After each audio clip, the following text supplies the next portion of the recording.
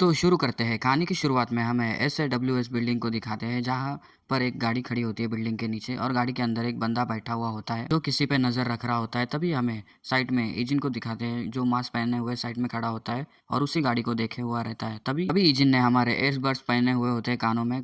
उधर से कोई कहता है कि इजिन को, मुझे थोड़ा टाइम चाहिए, मैं तुम्हारे द्वारा बताई गई कार का मौजूद बंदे का चेहरा नहीं पहचान सकता। वो कार कुछ दिनों पहले ही रेंट पर लिया गया था। पहले तो मुझे लगा इसमें कुछ भी अजीब नहीं है, लेकिन जब मैंने कैमरे में कार को ट्रैक करना शुरू किया तो मुझे कुछ पता चला। कार थोड़ी देर पहले बाहर थी, फिर उन्होंने लोकेशन बदल दिया और फिर वो एसडब्ल्यू बिल्डिंग के नीचे खड़ी दिखाई दी और वो कई घंटों तक ये सब कुछ दोहराया जा रहा था। ये सुनने के बाद इजिन कहता है, ऐसा लगता है जैसे कि वो हम पर नजर रख रहे हो। आप वास्तव में इस प्रकार का व्यवहार की अन्यथा व्याख्या नहीं कर सकते। तभी जेहुक को दिखाते हैं जो सीसीटीवी रूम में बैठा हुआ उस कार पर नजर रख रहा था। वो कहता है कि इसलिए मैंने इससे थोड़ा गहराई से देखा और पाया कि कार कुछ दिनों से वही थी जैसे आज है। ये सुनने के बाद इजिन थोड़ा सोचने लग जाता है और जेहुक आगे कैमरे में देख के कहता है, इसलिए मैंने इसे फिलहाल कार के मूवमेंट पर नजर रख रहा हूँ, लेकिन मुझे लगता है कि इसमें और टाइम जाएगा। तभी इजिन कहता है कि वो कौन है जिसने पहले ये बात की थी। तभी सेवक कहता है कि जिस व्यक्ति का आपसे कुछ दिनों पहले ही उल्लेख किया था,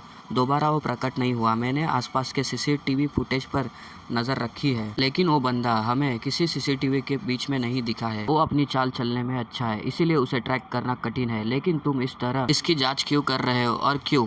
तभी इजिन कहता है कि ये कुछ भी नहीं है, मेरे मन में कुछ समय से कुछ चल रहा है। ये कहते ही हमें टोपी वाले को बंदे को दिखाते हैं। फिर सीन शिफ्ट होता है, हमें उसी कार को एक वेयरहाउस के इधर आते हुए दिखाते हैं। वहाँ से वो कार में से नीचे उतरता है। तभी उधर एक बंदा होता है, वो कहता है कि अरे यार, तुम बहुत अच्छा काम कर रहे हो। ये सुनने के बाद वो पहले वाला बंदा कहता है कि पिछले कई दिनों से लीडर हमसे यही काम करवा रहे हैं, ऐसा क्यों है? तभी दूसरा बंदा कहता है कि क्योंकि इस बार टारगेट एलिस है। क्या लीडर सतर्क नहीं होंगे? ये सुनने के बाद वो पहला वाला बंदा सिगरेट निकाल कर कहता है कि हाँ, ये सच है। तभी हमें वेयरहाउस के अंदर दिखाते हैं, जहाँ पे लीडर कंप्यूटर में कुछ देख रहा था। कंप्यूटर में एक लेडीज की डिटेल देख रहा था, एक एजेंट को जिसे एसडब्ल्यूएस के एक व्यक्ति को बाहर निकालने का मिशन सौंपा गया था, पर वो मिशन फेल हो गया। तभी हमें एलिस और जैक डिटेल्स दिखा, जिसे फॉरेस्ट से ऑर्डर मिले थे और सीक्रेट रूप से वो चली गई और थोड़ी देर के लिए एसडब्ल्यू की जांच की और वो एसडब्ल्यू के चेयरमैन को हटाने के लिए जैकल और एलिस को विदेश में तैनात करने के बाद फेल हुए हैं। तभी चाहे जैकल एलिस को कितना भी नियंत्रण में रखना चाहता था। तभी दूसरा बंदा कहता है कि आप कह रहे हो कि एलिस मिशन के असफल रही क्योंकि उन्होंने कुछ भी नहीं किया था, पर इससे यह पता चलता है कि एसडब्ल्यू की सुरक्षा हंसने लायक नहीं है, वो सबसे अच्छी है। इसके अलावा एलिस चेंज हो गई है और ये सब इस जगह से शुरू हुआ है। फिर सीन शिफ्ट हमें इजिन के पास दिखाते हैं। इजिन नीचे सीढ़ी से आ रहा होता है। तभी इजिन आगे जाने लगता है। तभी वो कार को दिखाते हैं जो उसका पीछा कर रही होती है। तभी उस कार का गेट खुलता है और वो नीचे उतरता है और इजिन का पीछा करने लगता है। तभी इजिन को भी ये पता चलता है कि वो पीछा कर रहा है। तभी वो बंदा इजिन के पीछे पीछे जाने लगता है। तभी हमें इजिन के फोटो दिखाते हैं, जहाँ पे अपना वो बंदा इजिन के फोटो देख रहा होता है और कहता है कि क्या यही बच्चा है? तभी वो कहता है कि हाँ, वह कौन था जिसे एलिस कांटेक्ट कर रही थी जब वो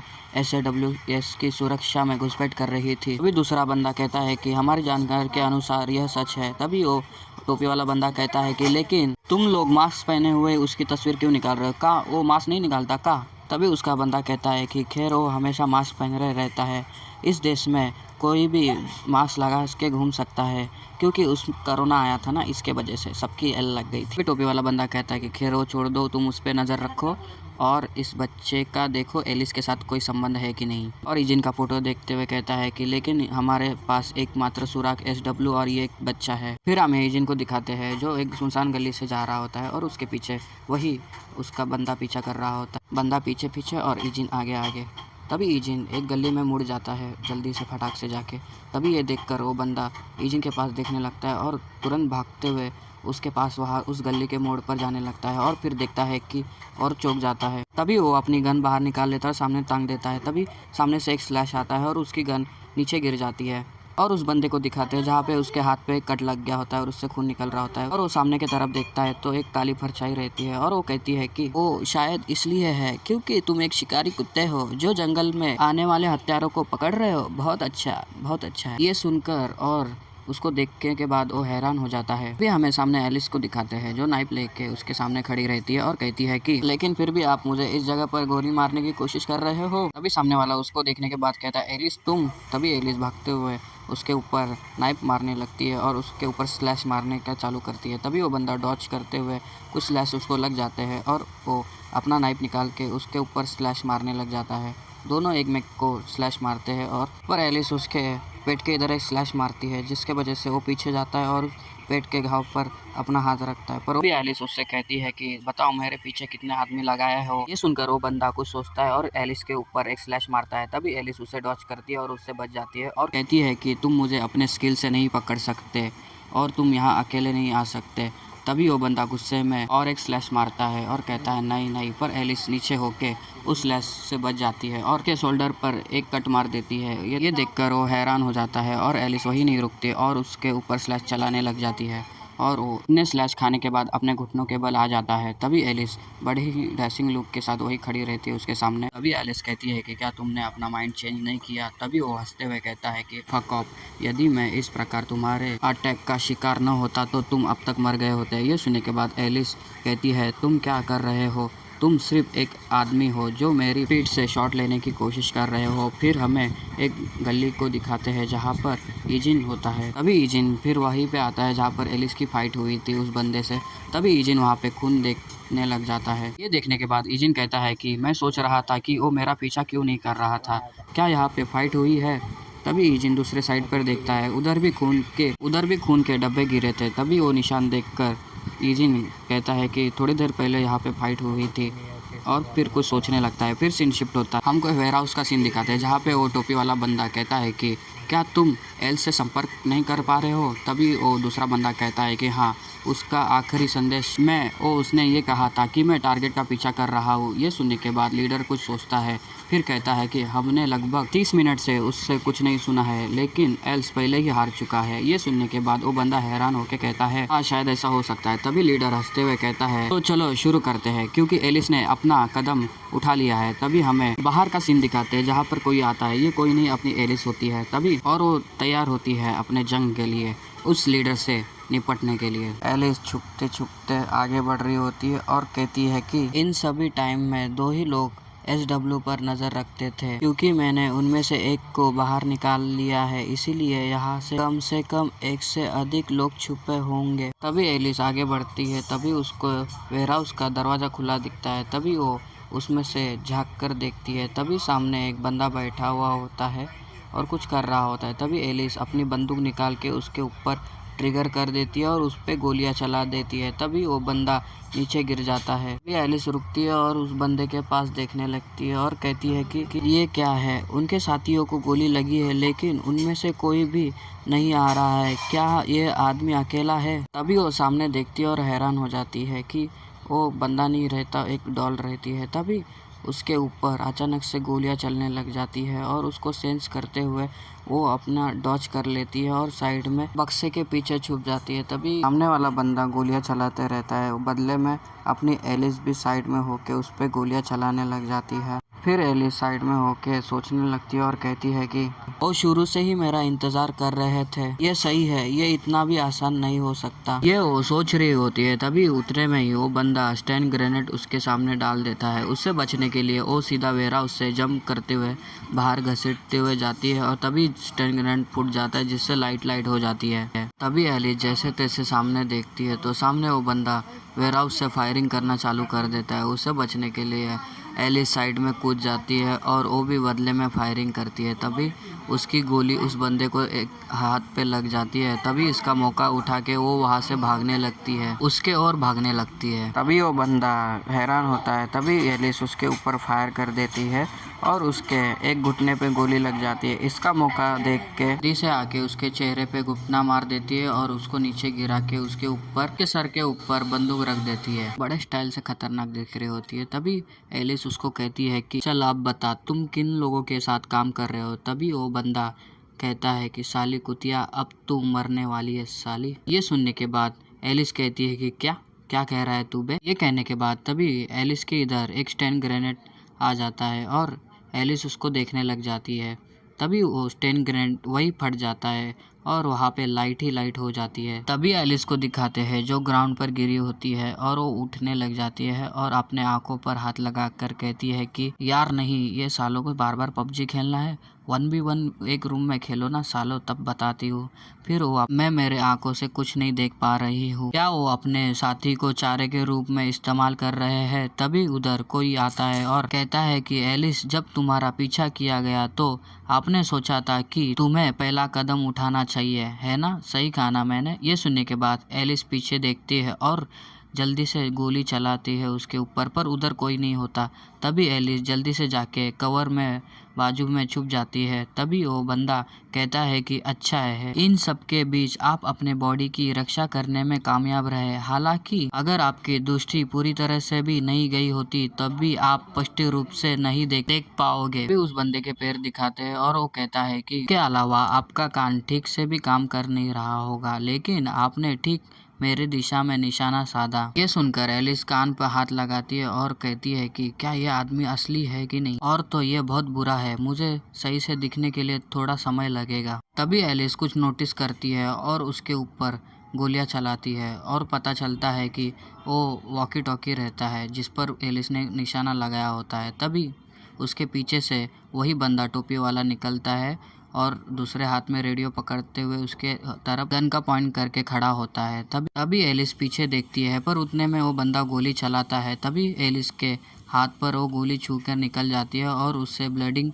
चालू हो जाती है। तभी वो बंदा गोलियां चलाने लगता है और एलिस डॉज करते हुए नीचे गिरते हुए उस बंदूक को फिर से वापस पकड़ लेती है और अपने दूसरे हाथ में नाइफ निकाल के उसके ऊपर नाइफ से अटैक करने चले जाती है और उसको नीचे गिराकर उसके ऊपर बैठ के अपने नाइफ से हमला करती है। और तभी सामने वाले बंदे ने भी अपना नाइफ निकाल चुका होता है। तभी एलिस उसके ऊपर दे स्लैश पे स्लैश मारती है, पर वो भी कुछ कम नहीं रहता। सामने वाला बंदा भी प्रोफेशनल रहता है, इसलिए वो सब डॉच कर लेता है उसके स्लैश। अभी वो कहता है कि तुम सही से देख नहीं पा रहे हो, इसलिए तुमने नजदीकी लड़ाई में शामिल होने का फैसला किया है ना? अपने आप पर विश्वास रखना, इस तरह अपने दुश्मन पर हमला करना, यार ये कमाल की बात है। एलिस अटैक करते रहती है और वो डॉच करते रहता है। वो बंदा एलिस पे अटैक करता है और एलिस को घाव लग जाते हैं। तभी एलिस एक जोर से अटैक करती है और कहती है कि साला ये कौन है जो मेरे हर हमले को रोक रहा है। तभी वो बंदा एलिस पे हाथ पे एक कट मार देता है। तभी एलिस कहती है कि और जैसे कि उम्मीद थी, वो मेरे हर डिफेंस में एक छेद करने की कोशिश कर रहा है, मानो जैसे उसने मेरी सारी हरकतें पढ़ ली हो। एलिस उसके ऊपर सीधा अटैक करती है, पर वो बंदा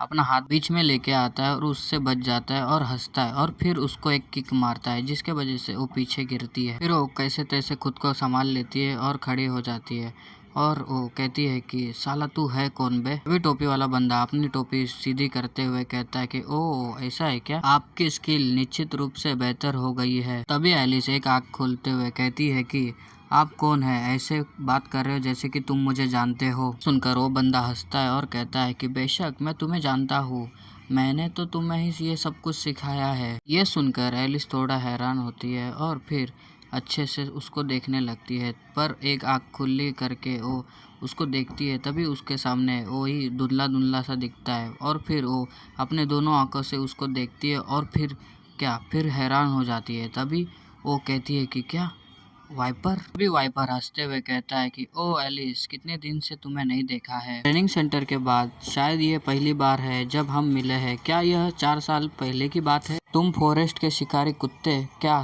तुम हो? तभी वो कहता है कि हाँ मैं हूँ। अभी एलिस कहती है कि तुम यहाँ क्या कर रहे हो? हाँ तुम ही हो जिन्होंने हमको सब कुछ सिखाया है। तभी वाइपर कहता है कि इसलिए तो ये मेरे लिए एकदम सही नौकरी है, इस नौकरी के लिए और कौन अच्छा होगा। और एक खतरनाक स्माइल करता है और आगे कहता है कि मुझसे भी ज्यादा जिसने तुम्हें सब कुछ सिखाया है, क्या तुम्हें ऐसा नहीं लगता? ये सुनने के बाद एलिस हैरान होती है। कहानी की शुरुआत एलिस के पार्ट से होती है जहाँ पे वो ट्रेनिंग ग्राउंड में रहती है, जहाँ पर वाइपर अपने लोगों को ट्रेनिंग दे रहा होता है चिल्ला के कि हमारी फाइट कोई खेल नहीं है, जो कुछ रूल के पालन करते हैं। तुम्हारे एज या जेंडर, या तुम गरीब हो या अमीर हो, या तुम किस कैटेगरी में हो या क्लासेस में हो, इससे कुछ फर्क नहीं पड़ता। यदि आप औजारों का उपयोग करते हो तो आप बड़े से बड़े को भी हरा सकते हो। जब हम फाइट करने में उतरे तो हमें सोचना नहीं चाहिए, सबसे पहले आगे बढ़ना चाहिए। जो समय आप सोचने में खर्च करो उसका उपयोग आप आगे बढ़कर हमला करने में करें, और तो अपने एनिमे पे एक फैटल अटैक करना। यदि तुम ऐसा करते हो तो तुम अपने एनिमे को मार सकते हो, चाहे वो कोई भी हो। इसे प्राप्त करने के लिए तुम्हें अपने आप को बिना रेस्ट किए हुए इसे ट्रेनिंग करनी पड़ेगी। तभी एलिस शूटिंग की ट्रेनिंग कर रही होती है। तभी वो वाइपर कहता है कि सिर्फ खाते हुए नहीं। तभी एलिस के पीछे से एक बंदा आता है, एलिस पर हमला करता है, पर एलिस उसे डॉच करते हुए उसको टेबल पे मारती है और अपने नाइफ लेके उसके आँखों में घुसाड़ देती है या कुछ करती है। अगले सीन में अपने को एलिस दिखाती है जब वो सो रही होती है और उसके पीछे एक बंदा आता है।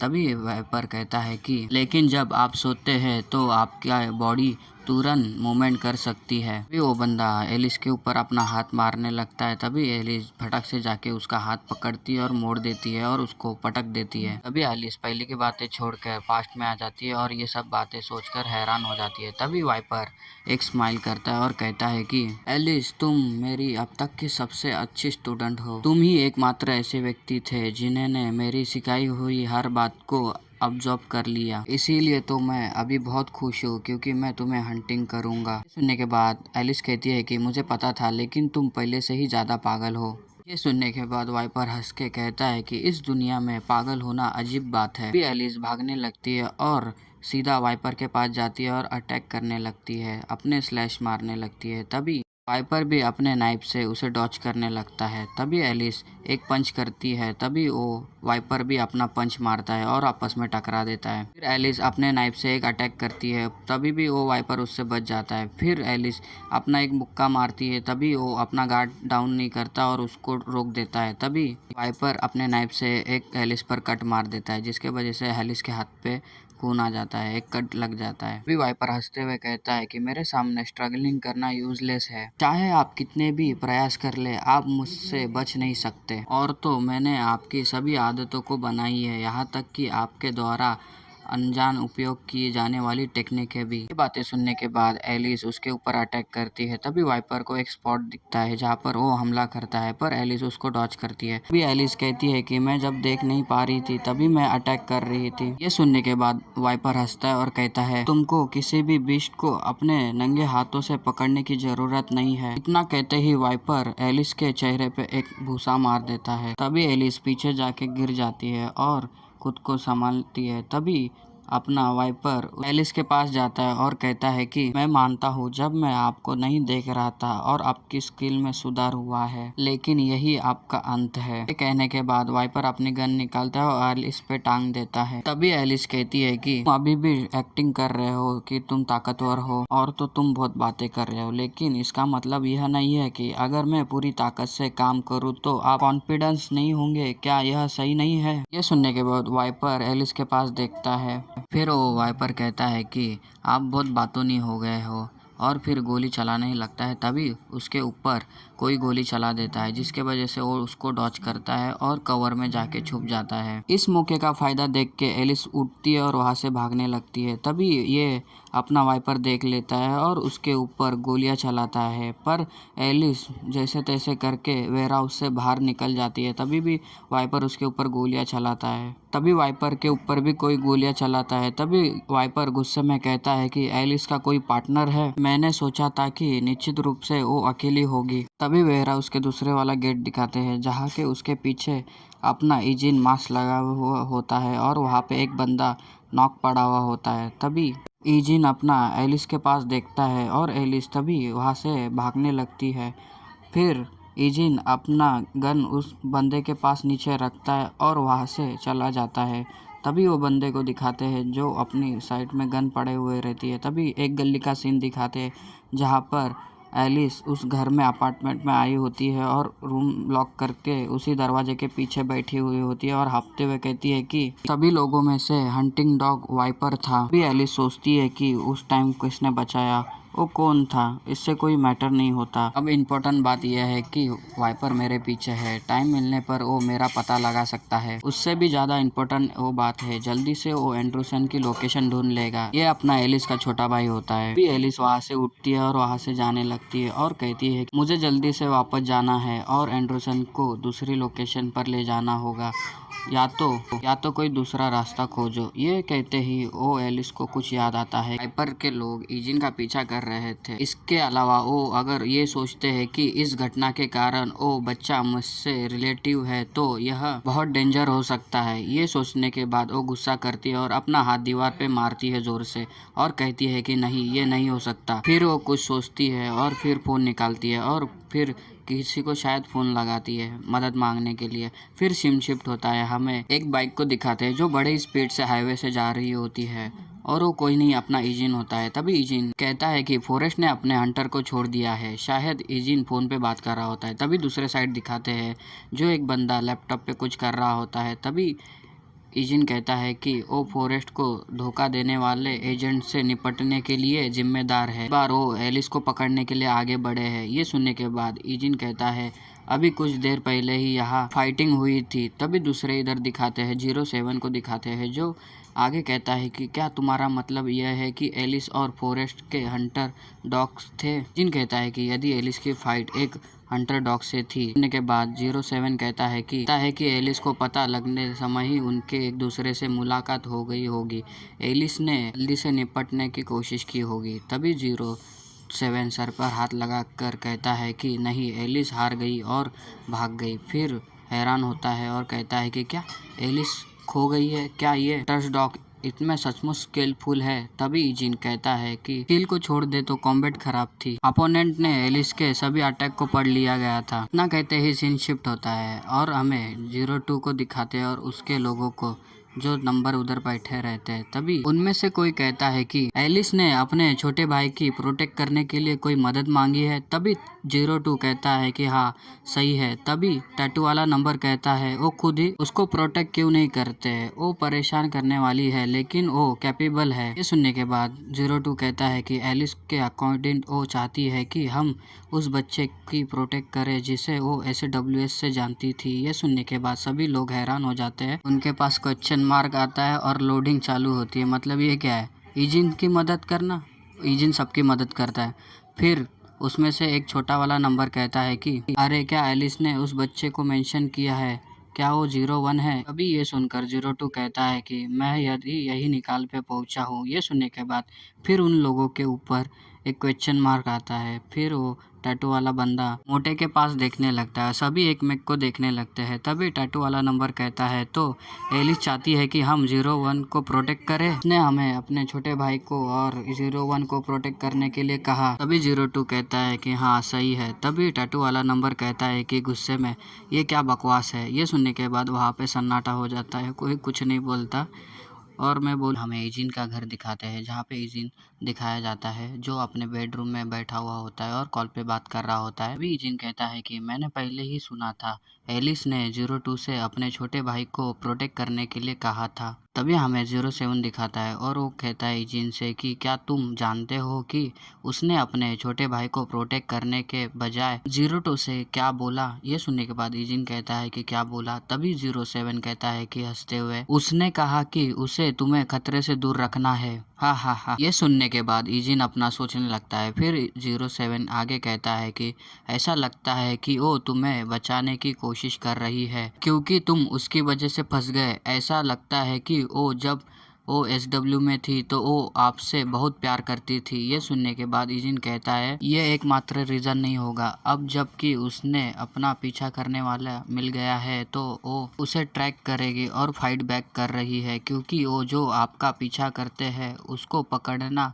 आपके पीछे दौड़ाने जाने से ही कहीं अधिक आसान है। ये कहने के बाद सीन शिफ्ट होता है। हमें फिर से उस वेयर हाउस का सीन दिखाते हैं। वहाँ पे एलिस आई होती है अपनी गन लेके। तभी वो वेयर हाउस के अंदर घुसती है और यहाँ वहाँ देखती है और कहती है कि जैसा कि उम्मीद थी वो यहाँ से चले गए। हालांकि मैंने अपनी जगह तय करने के बाद तुरंत चली गई। क्या उन्होंने ये सोचकर तुरंत अपना कदम उठा लिया कि मैं ये कंट्री छोड़ दूंगी?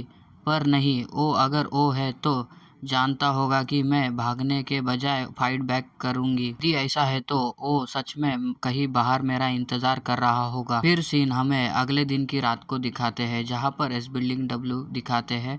वहीं पर बिल्डिंग के नीचे बाहर लोगों को दिखाते हैं और वहाँ पर अपना ईजिन भी खड़ा होता है और उस पे कोई दूर से बिल्डिंग से नज़र रख रहा होता है। तभी ये कोई नहीं अपनी मतलब मेरी एलिस होती है जो ईजिन पर नज़र रख रही होती है। तभी एलिस मन में कहती है कि यदि वो वाइपर है तो वो निश्चित रूप से उस बच्चे पर नज़र रखेगा। तभी एलिस ध्यान देने लगती है और इधर उधर देखने लगती है और आगे कहती है कि कहाँ पर हो तुम, और वो बाहर देखने लगती है। वो आवश्यक ही किसी ओपनिंग की तलाश में होगा, लेकिन कहाँ, और उसे ढूंढने लगती है। तभी नीचे हमें ईजिन को दिखाते हैं जो रास्ते से जा रहा होता है। तभी उसके पीछे एक ब्लैक कार को, जिसके अंदर वाइपर बैठा होता है, वो ईजिन को देखकर कहता है पिछले कुछ दिनों से मेरे सभी आदमी जो उस बच्चे पर नजर रख रहे थे उनका ध्यान रखा गया और एलिस प्रकट हुई। क्या ये सच में एक संयोग है? यदि ऐसा नहीं है तो वो हमारा इंतजार कर रही होगी। ये जानते हुए भी हम उसका पीछा करेंगे। तभी वाइपर ईजिन के पास देखता है और आगे कहता है कि यदि वो एलिस होता तो हमारी गतिविधियों का पूर्वानुमान लगा लेती और उसके अनुसार कदम उठाती। मेरी अंतरात्मा कहती है कि वो बच्चा एलिस से संबंधित है, इसीलिए निश्चित रूप से कहीं न कहीं मेरा इंतजार कर रही है, उस बच्चे पर नजर रख रही है। तभी ईजिन को दिखाते हैं और तभी वो ईजिन को देख कर हंसने लगता है और कहता है अगर वो बाहर नहीं आना चाहती। इतना कहते ही वो कार से बाहर आने लगता है और कहता है तो मैं उसे बाहर बुलाऊंगा। तभी जैसे ही वाइपर कार से बाहर आता है तो एलिस उसे बाहर आता देख लेती है और घबराती है और तभी वो गुस्से में आ जाती है। तभी सीन हमें ईजिन को दिखाते हैं जो अपने रास्ते से जा रहा होता है और ईजिन कॉल पर बात कर रहा होता है। सामने वाला ईजिन से कहता है कि 01 हमें हंटर के बारे में पता चल गया है। तभी ईजिन कहता है कि कौन है। तभी 07 को दिखाते हैं जो एक नंबर के साथ बैठा हुआ होता है। वो नंबर कहता है कि ईजिन से कि उसको कोड नेम उसका वाइपर है जो पहले ही एक भाड़े का मशीनरी था, लेकिन वो बाद में एक असेसन बन गया था। शायद असेसन बनना उसके लिए अधिक अच्छा है। वो असेसन के रूप में अपने टाइम के दौरान अधिक फेमस हो गया। फिर उसने अचानक से अपने मूवमेंट को रोक दिया गया और वो गायब हो गया। बाद में पता चला कि वो फॉरेस्ट में ट्रेनिंग इंचार्ज बना था। ये सुनने के बाद ईजिन कहता है उस दिन के फाइट में ऐसा फील हुआ जैसे कि वो एलिस के हमले को पढ़ रहा था, तो वो था। ये सुनने के बाद वो नंबर कहता है मुझे लगता है कि वो ऐसा इसलिए है क्योंकि वो है जिसने एलिस को ट्रेनिंग दिया था। और तो जानकारी के अनुसार उन्होंने फॉरेस्ट के असेसन को लंबे टाइम तक अपने संरक्षण में रखा था। ये सुनने के बाद अपना ईजिन कुछ सोचता है। वो नंबर आगे कहता है कि फॉरेस्ट में सभी गद्दार या प्रॉब्लम खड़े करने वाले एजेंट को उनकी देखभाल करने के लिए हंटिंग डॉग को वाइपर द्वारा किया जाता है। 07 कहता है कि ये कितना घिनौना है, फॉरेस्ट और वो दोनों आदमी जिसका नाम वाइपर। फिर ईजिन को दिखाते हैं जिसके पीछे वो वाइपर होता है। 07 आगे कहता है जो भी हो 01 यह फैक्ट है कि वो आपके पीछे पड़ा है, इसका मतलब है कि वो सच में आप पर वो नजर रखना जारी रखेगा। 01 उस आदमी को ठीक से सबक सिखाना और एक लेसन देना। फैक्ट ये है कि उसको दिखा देना कि नंबर शिकार नहीं है। तभी वाइपर ईजिन के पीछे चलने लगता है। वाइपर कहता है कि अब तुम कहाँ हो एलिस, क्योंकि आप उस पर नजर रख रहे हो इसलिए आपको मेरे सामने आना ही होगा। तभी ईजिन जल्दी से चलने लगता है। ये देखने के बाद वाइपर उसके पास देखकर हैरान होता है और कहता है उसके कदम फास्ट हो गए, ये नहीं हो सकता। क्या उसने मुझे नोटिस किया कि मैं उसका पीछा कर रहा हूँ? तभी ईजिन अगले मोड में मुड़ जाता है और गली में चले जाता है। ये देखने के बाद वाइपर हंसता है और कहता है लगता है उसने मुझे सच में नोटिस कर लिया है ना। ये कहते ही वो वाइपर भागते हुए उस गली की ओर बढ़ने लगता है। आजू बाजू वाले लोग उसको भागता हुआ देखने लगते हैं। तभी पर उस गली में आ जाता है और देखता है कि ईजिन भाग रहा होता है। तभी उसको भागता हुआ देखकर वाइपर हंसते हुए कहता है ये लापरवाह, बिल्कुल उस बच्चे की तरह जो वो है, कितना अनाड़ी है। इसके अलावा वो बहुत जल्दबाज है। फिर ईजिन आगे भागने लगता है। तभी ईजिन के पीछे वाइपर उसके और भागने लगता है और कहता है कि ये सही है, डर के भाग जाओ। फिर हमें एक कंस्ट्रक्शन बिल्डिंग को दिखाते हैं जो ईजिन उस बिल्डिंग के सीढ़ियों पर भाग रहा होता है और उसके पीछे वाइपर भाग रहा होता है। तभी वाइपर रुक जाता है और ऊपर की तरफ देखता है और फिर वो ऊपर आके रुक जाता है। तभी वो सामने देखता है कि ईजिन सामने ही होता है। भी वाइपर कहता है कि बहुत बड़ा मूर्ख है, पर ईजिन अपना पीठ दिखाए हुए खड़ा होता है। तो वाइपर चलते हुए उससे कहता है ओ तुम बहुत अच्छे हो कि आपने देखा कि आपका कोई पीछा कर रहा है, लेकिन तुमको इतनी जल्दी भागना नहीं चाहिए और उस व्यक्ति को यह नहीं बताना चाहिए कि आपने ऐसा करते हुए उसे देख लिया है। और छिपने के लिए इस प्लेस को चॉइस करना भी एक समस्या है। यदि आपको पीछा किया जा रहा है तो आपको अधिक लोगों के वाले जगह पर चले जाना चाहिए था।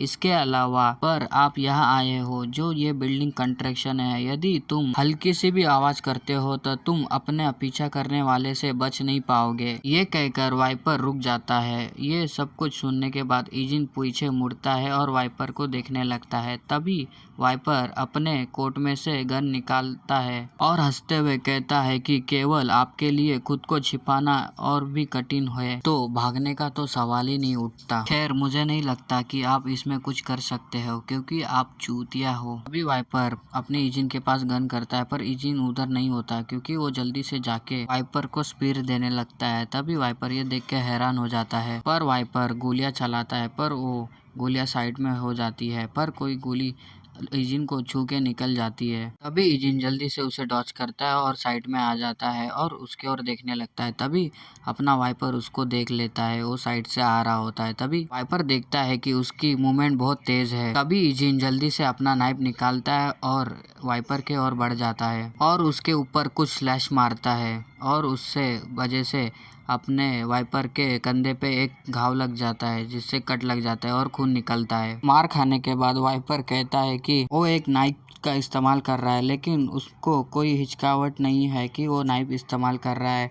इसका हर एक अटैक एक फाइटल अटैक है। तभी वाइपर जरा पीछे हटता है और इजिन के ऊपर गोलियां चलाता है पर इजिन भी अपना उसको पीछे हटने नहीं देता और आगे बढ़ता है उसके ऊपर। वाइपर जब गोलियां चलाता है इजिन उसको डॉच कर लेता है और उसके साइड में आ जाता है और नीचे झुकते ही वो उस गोलियों को डॉच कर लेता है और वो अपना इजिन अपना नाइफ उसके गले के इधर लेके जाता है। ये देखकर तो वाइपर की भी फट जाती है और वाइपर उसके ओर देखता है और इजिन उसके ओर देखता है। वाइपर ने उससे बचने के लिए अपनी गन बीच में लगा दी होती है। तभी अपना इजिन वाइपर को देखता है और वाइपर हंसते हुए अपने इजिन को देखता है। तुम बच्चे, मुझे भागने से रोकने के लिए तुमने मुझे यहाँ फंसाया है ना। ये जहाँ पे खत्म हुई थी इजिन और वाइपर की फाइट चालू हो जाती है जहाँ पर इजिन का हमला वाइपर ने डॉच किया होता है। जहाँ वाइपर इजिन को देखता है और इजिन वाइपर के पास देखता है, फिर वो अटैक चालू करते हैं एकमेक को मारने के लिए। अपने नाइफ से एकमेक को स्लैश मारना चालू कर देते हैं। तभी इजिन उसके ऊपर एक नाइफ से एक स्लैश मारता है पर अपना वाइपर बंदूक बीच में लाके उसको डॉच कर लेता है। फिर इजिन नीचे झुकते हुए वाइपर के स्लैश से डॉच कर लेता है और उसी का मौके का फायदा उठा के वाइपर अपनी गन इजिन की तरफ कर देता है पर इजिन पे अपना मस्त नहीं होता, वो सीधा उसके हाथ पे अपना हाथ मार देता है। उसके वजह से गोली चलती तो है पर साइड में। फिर इजिन वाइपर के चेहरे पे एक स्लैश मारता है पर वाइपर नीचे झुकते हुए उसको डॉच कर लेता है। फिर वाइपर भी एक स्लैश मारता है पर इजिन नीचे झुकते हुए उसे डॉच कर लेता है और ये देख के वाइपर कहता है कि अनबिलीवेबल, क्योंकि वो हमला करने के लिए अपने पूरे बॉडी को इस्तेमाल करता है, इसीलिए मेरे लिए ठीक से निशाना लगाना और गोली चलाना बहुत कठिन हो जाता है। तभी इजिन नीचे झुकते हुए एक ओपनिंग देख लेता है और नाइफ से अटैक करता है। तभी वाइपर उस अटैक को रोक देता है अपने नाइफ से। तभी वाइपर कहता है कि अगर मैं इसको इग्नोर करूंगा इसके अटैक को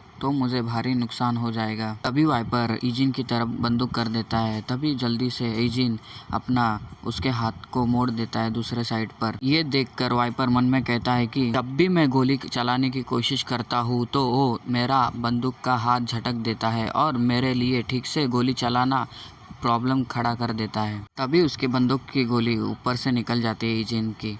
तभी फिर से वो बंदूक अपना निशाना लगाने लगता है। तभी इतने में ही इजिन अपना नीचे झुकते हुए उसके बॉडी पर एक स्लैश मार देता है। उसके वजह से उसके कमर पर एक स्लैश लग जाता है और कट लगने के बाद वाइपर पीछे हटता है, इजिन से दूर हो जाता है। तभी वाइपर रुकता है और अपने घाव के तरफ देखता है और गुस्सा होता है। तभी उतने में इजिन वहाँ पे नहीं रुकता, जल्दी से आके उसके ऊपर अटैक करने लगता है और ये देखकर वाइपर इजिन के पास देखता है और अपनी बंदूक फिर पीछे फेंक देता है और अटैक करने के लिए आगे बढ़ जाता है और दोनों एक अपने नाइफ सामने की तरफ करते हैं और वाइपर कहता है कि चलो अच्छे से करते हैं इसे अभी, और दोनों एक मेक को स्लैश मारते हैं जिसमें से इजिन को भी कुछ स्लैश लग जाते हैं और वाइपर को भी कुछ स्लैश लग जाते हैं। तभी वाइपर हंसता है और दोनों भी कम नहीं रहते, बड़ी रफ्तार से एक में को स्लैश मारते रहते हैं। पर थोड़ा दिक्कत वाइपर को होता है। वाइपर मन में कहता है कि उसके मूवमेंट देख के मुझे लगता है कि उसने बहुत से सारे एक्सपीरियंस गेन किए हैं फाइट करके और उसकी कॉम्बैट एबिलिटी बहुत अच्छी है। तभी इजिन अपना वाइपर पर अटैक करता है और वाइपर उसे डॉज कर लेता है। वाइपर मन में कहता है कि उसका अटैक करना और डिफेंस करना, साथ ही में उसके कदम, यह सब कुछ अच्छा परफेक्ट है। पर ये तो यंग दिखता है, ये कैसे पॉसिबल है। भी वाइपर इजिन के ऊपर एक स्लैश मारता है पर इजिन नीचे झुक जाता है और उसे डॉज कर लेता है। तभी इजिन वाइपर के साइड में आ जाता है। तभी वाइपर को कुछ क्लिक हो जाता है और वो मन में कहता है कि रुको, ये बच्चा यंग है और तो इसके अलावा वो नाइफ के लड़ाई में भी बेहतर है। इजिन और वाइपर के नाइफ आपस में टकराते हैं। तभी वाइपर कहता है कि तुम कैंप से हो। ये सुनकर इजिन वाइपर के पास देखता है। तभी वाइपर अचानक से इजिन के पेट पर लात मारता है, जिसके वजह से इजिन पीछे चले जाता है। तभी वाइपर इजिन से कहता है कि मैंने सही कहा ना, तुम कैंप से हो। ये सुनने के बाद इजिन उसके तरफ देखता है पर कुछ नहीं कहता और स्टैंड लेता है। तभी वाइपर आगे कहता है कि मुझे इस बात पर गर्व है कि मैं कैंप के अन्य लोगों के बारे में बेहतर जानता हूँ, क्योंकि जंगल में हमें असैसिन को जुटाने के लिए बहुत प्रयास करते हैं जिनका नंबर कैंप से नंबर से अधिक हो। मैंने फॉरेस्ट में उपलब्ध जानकारी के आधार पर कैंप से संबंध में कुछ शोध किया है। उनका सबसे मास्टरपीस ये नंबर है। ये सुनने के बाद इजिन अपना कुछ नहीं कहता और स्टैंड लेता है और थोड़ी सी जगह चेंज करता है। तभी वाइपर इजिन से कहता है कि तुम जैसे व्यक्ति के लिए जिसने इतने यंग एज में लड़ाई करने की कला महारत हासिल कर ली है, मैं केवल नंबर के बारे में ही सोच सकता हूँ और इन संख्याओं में से केवल एक ही ऐसा है जो नाइफ से लड़ने में असाधारण रूप से कौशल्य है। तुम नंबर 4 हो ना, सही कहा ना मैंने। ये सुनने के बाद इजिन वाइपर के पास देखता है और कुछ नहीं कहता। फिर वाइपर इजिन के पास देखता है और कहता है कि तुम नंबर 4 नहीं हो सकते, क्योंकि नंबर 4 की वाइब ही अलग है। आखिर तुम कौन हो कमीने, बताओ मुझे। तुम उन नंबरों में नहीं हो जिनके बारे में मैं जानता हूँ। ये सुनने के बाद इजिन वाइपर के पास देखता है पर कुछ नहीं कहता। वाइपर आगे हंसते हुए कहता है कि अब ये सही है, इससे कोई फर्क नहीं पड़ता कि आप कौन हैं। अगर मैं आपको और आपके नंबरों को खोजूंगा तो हर 2 हफ्तों में पता लगा लूंगा कि आप कौन हैं। इतना कहते ही वाइपर अटैक करने के लिए आगे बढ़ता है। तभी इजिन के ऊपर अटैक कर देता है। इजिन उससे डॉज कर लेता है साइड में हट के। तभी इजिन उसके ऊपर एक नाइफ से अटैक करता है और उसके हाथ पर कट लग जाता है और स्टेप आगे लेके एक अटैक करता है, जिसके कारण वाइपर के चेहरे पर एक कट लग जाता है। इसके वजह से वाइपर बौखला जाता है और इजिन पर अटैक करता है और स्लैश मारता है, पर इजिन भी उसको डॉज करता है और बदले में स्लैश मारता है, जिसके वजह से वाइपर के ऊपर और स्लैश के कट लग जाते हैं। ये देखने के बाद वाइपर कहता है कि ये कैसे हो सकता है और इजिन के पास देखता है। तभी इजिन देखते हैं कि खून से भरा हुआ होता है और फिर इजिन उसके ऊपर एक अटैक करने चले जाता है और इजिन सामने की तरफ देखता है। तब अपने वाइपर ने कोट में से दूसरी गन निकाल दी होती है और इजिन के ऊपर चला देता है। इजिन उससे बच जाता है उस गोली से और पीछे हटकर डॉज कर लेता है और फिर वहां से भागते हुए साइड में हो जाता है और कवर के पीछे चले जाता है। तभी इसका फायदा उठा के वाइपर वहां से भागने लग जाता है और भागते भागते कुछ सोचने लग जाता है। तभी इजिन कवर में से हटके उसको देखता है, पर वाइपर अपना आगे भागता है और कहता है कि पहले तो मैं यहाँ से निकल लेता हूँ और तो मैं उसके आमने सामने वाले लड़ाई में मैं जीत नहीं सकता। मेरी जीतने की उम्मीद ना के बराबर है। आखिरकार ये मॉन्स्टर कौन है। और वाइपर सीढ़ी उतरते हुए आगे कहता है कि यदि वो ऐसा व्यक्ति है तो केवल 02 ही उस सूची में फिट बैठता है। वो नंबर का लीडर है, हालांकि 02 ऐसा किड नहीं है। तभी वाइपर बिल्डिंग से भागते हुए नीचे ग्राउंड पर आ जाता है और फिर उसको कुछ याद आता है और वो कहता है कि ये तो 01 है। यह संभव नहीं हो सकता। मैंने सुना है कि बहुत समय पहले उसे ख्याल रखा था, मतलब उसे मार दिया था। तभी वाइपर को पीछे कुछ महसूस होता है। तब वाइपर पीछे देखता है कि वहाँ पर अपनी एलिस खड़ी होती है। तभी एलिस अपनी गन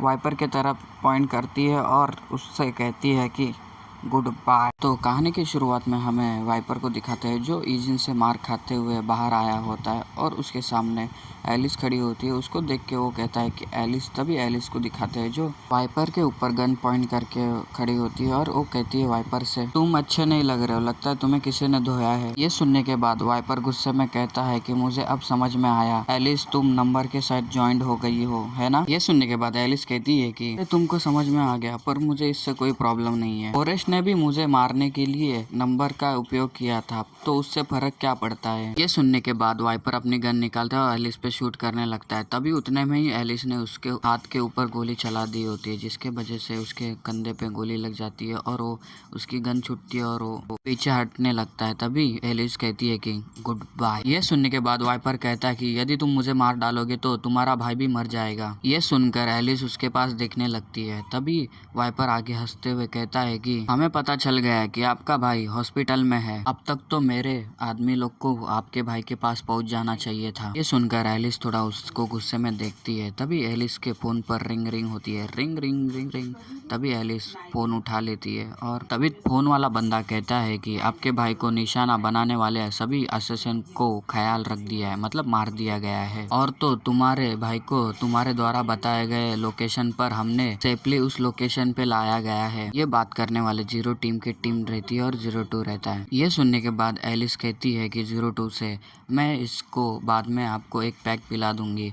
तभी 02 कहता है कि कोई ज़रूरत नहीं, हमने सिर्फ इतना किया जितना आपने हमसे करने के लिए कहा था। फिर एलिस फोन रख देती है और दूसरा हाथ अपने बंदूक पे रख देती है। ये देखने के बाद वाइपर चिल्लाते हुए कहता है कि तुम ये क्या कर रही हो एलिस, क्या तुम चाहती हो कि तुम्हारा भाई मर जाए। और आपके जो भाई के पास गए वो लोग को मैंने ही अपने हाथों से पाल पोस के बड़ा किया है और बहुत सावधानी से। ये सुनने के बाद एलिस कहती है कि हालांकि उन लोगों को पहले से ही ख्याल रख चुका है, मतलब मार दिया गया है। ये सुनने के बाद वाइपर कहता है कि मुझे यकीन नहीं हो रहा है। उतने में एलिस गोली चला देती है, वो सीधा वाइपर के बीच में, मतलब माथे के बीच में लग जाती है और वाइपर को जैसे ही गोली लगती है वो सीधा नीचे गिरने लग जाता है, वो भी इंडियन टीवी से सीरियल जैसा थोड़ा थोड़ा करके धीरे धीरे।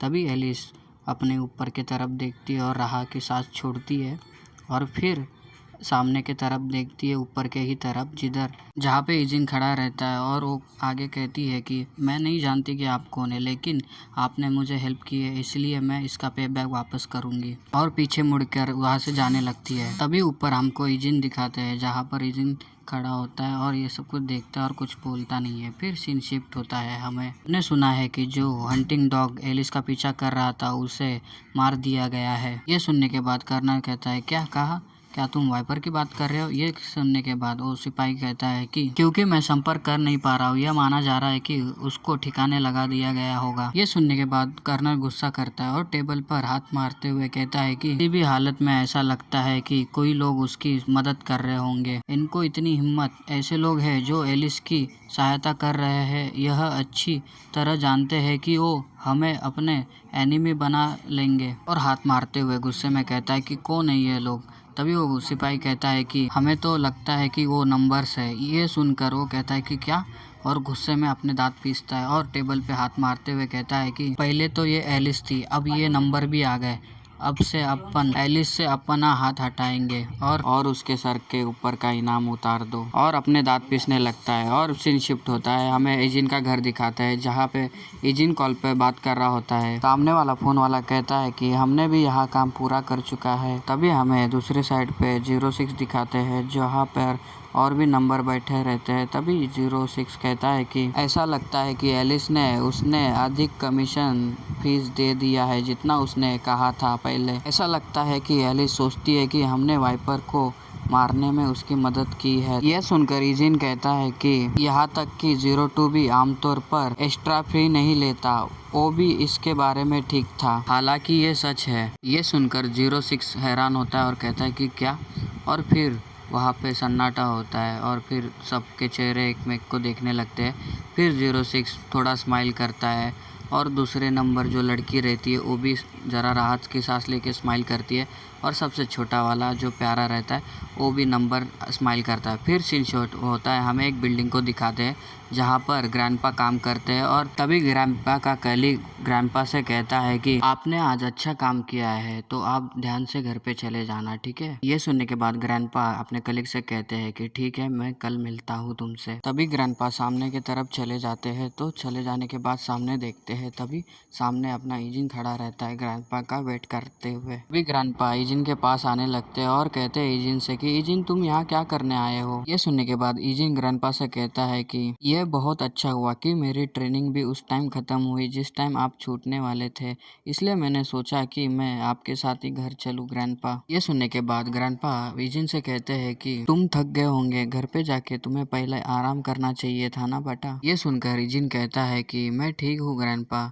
पर मेरे से ज्यादा आप थके होंगे। फिर हमारा ईजिन और ग्रैंडपा घर की ओर जाने लगते हैं। तभी ग्रैंडपा ईजिन से कहते हैं कि ऐसा लगता है कि डायून अभी चेयरफुल हो गई है, पहले मैं चिंता करता था क्योंकि वो बहुत उदास लगती थी। फिर ग्रैंडपा ईजिन के पास देखते और स्माइल करते और आगे कहते हैं कि तुम वापस आने के बाद वो अब बेहतर हो गई है ईजिन। ये सुनने के बाद अपना ईजिन कहता है कि यह अच्छी बात है। फिर ग्रैंडपा ईजिन से कहते हैं कि इन दिनों तुम कैसे हो ईजिन, और तो क्या तुम अपने दोस्तों के साथ घुल मिल पाए हो कि नहीं। तभी ईजिन कहता है कि ग्रैंडपा सब सही है, SW बॉडीगार्ड का ट्रेनिंग का क्या ख्याल है, और तो वहाँ के अडल्ट लोग आपका इसलिए मजाक नहीं उड़ाते क्योंकि आप यंग हो, है ना। ये सुनने के बाद ईजिन स्माइल करता है और ग्रैंडपा से कहता है कि मेरी ट्रेनिंग अच्छी है और उधर के सभी लोग मेरे लिए अच्छे हैं। ये जवाब सुनने के बाद ग्रैंडपा थोड़ा स्माइल करते हैं और ईजिन से कहते हैं कि ईजिन मैं तुम्हारा आभारी हूँ। ये सुनने के बाद ईजिन ग्रैंडपा के पास देखता है पर उसको समझ में नहीं आता। फिर ग्रैंडपा कहते हैं कि तुम्हें यहाँ पर रहने के लिए बहुत दिक्कत हुई होंगी, पर तुम बहुत अच्छा कर रहे हो क्योंकि मैं काम करता हूँ, इसीलिए आपकी लाइफ में और आपको एडजस्ट करने के लिए मैं अपने मदद नहीं कर पाया। ये बात मुझे परेशान करती है, आपने ये देखा होगा। ये सुनने के बाद ईजिन अपना ग्रैंडपा के तरफ देखता है और कहता है कि आप मेरी मदद करते हो ग्रैंडपा। तभी ग्रैंडपा ईजिन के पास देखते हैं और कहते हैं कि मैंने किया, लेकिन मुझे ऐसा कुछ भी याद नहीं है कि मैंने कुछ किया है। तभी ईजिन ग्रैंडपा से कहता है कि मैं यहाँ पे आया ग्रैंडपा, यही मेरे लिए बहुत बड़ी मदद है। ईजिन का ऐसा जवाब सुनकर ग्रैंडपा के आंखों में थोड़ा आंसू आते हैं, मतलब थोड़ा इमोशनल हो जाते हैं। फिर ईजिन और ग्रैंडपा रुक जाते हैं। तभी ईजिन ग्रैंडपा से कहता है कि मैं सोचता हूँ कि यहाँ पर आना एक अच्छा डिसीजन था। ये सुनने के बाद ग्रैंडपा के आंखों से आंसू आते हैं और तभी हमारा ईजिन ग्रैंडपा के पास देखता है और कहता है कि ग्रैंडपा। तभी ग्रैंडपा दूसरी तरफ मुंह करते हैं और आंखों का पानी पोंछते हुए कहते हैं कि लगता है मेरे आंखों में कुछ चला गया है करके। तभी ग्रैंडपा ईजिन के पास देखते हैं और कहते हैं कि वैसे क्या तुम अपने फ्रेंड्स को फोन कर सकते हो जिसने आपने पहले ही मेंशन किया था। ये सुनकर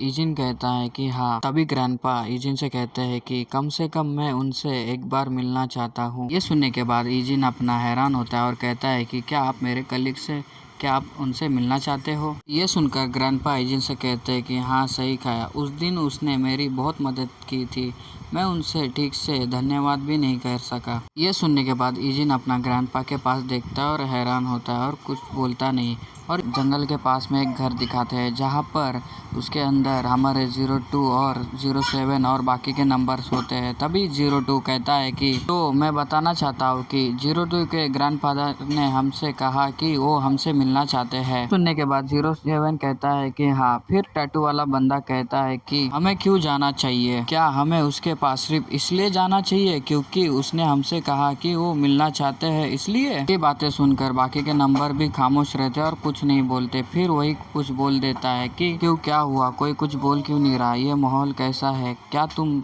सचमुच उससे देखने जा रहे हो। तभी वहाँ पर अपना एक नंबर छोटा वाला हाथ ऊपर खड़ा करता है और कहता है कि वो कोई नहीं, हमारे 01 के दादाजी है ना। ये सुनने के बाद फिर सन्नाटा हो जाता है और फिर 02 के पास देखते हैं। तभी टैटू वाला बंदा गुस्से में उठते हुए कहता है कि क्या तुम मजाक कर रहे हो, सच में हम जा रहे हैं हाँ। ये सुनने के बाद 02 कहता है कि ये उनकी रिक्वेस्ट है, यदि आपको लगता है कि हमें जाना चाहिए तो प्लीज अपने हाथ ऊपर उठाइए। ये सुनने के बाद टैटू वाले के सामने वाला मोटा और बाकी 3 भी हाथ उठा लेते हैं। तभी वो उनके पास देखता है और फिर 067 और वो लड़की भी अपना हाथ उठा लेती है। तो सबने हाथ उठा लिए होते हैं। ये देखने के बाद वो टैटू वाला जोर से गुस्से में चिल्लाते हुए कहता है कि तुम सालों कमीनों, तुम क्या कर रहे हो, ये तुम पागल हो गए हो क्या तुम लोग सब। तो ज़्यादा करके सभी ने हाथ उठा लिया होता है। तभी 02 ये देखकर आगे कहता है कि तो अच्छा हुआ सबने ज़्यादा करके हाथ उठा लिया है, तो अपन ये मिशन को